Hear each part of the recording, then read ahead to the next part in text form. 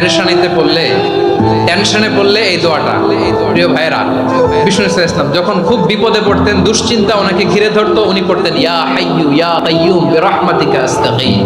আবার আরেক বর্ণনায় এসেছে ইয়া হাইয়ু ইয়া কাইয়ুম বিরহমাতিকা আস্তাগীথ আসলিহ লি শা'নি কুল্লাহু ওয়া লা তাকিলনি ইলা নাফসি তারফাতা আইন। আসলিহ লি শা'নি কুল্লাহ, আল্লাহ আমার সবকিছু আপনি সেটেল করে দেন। আমাদের সব ঝামেলা সেটেল করে দিতে পারে কে? দুই নম্বরে বিশ্বনবী মারাত্মক বিপদে পড়লে আরেকটা দোয়া পড়তেন, আল্লাহুম্মা ইন্নী আবদুক। আগে দোয়াটা পড়ি, শুনেন।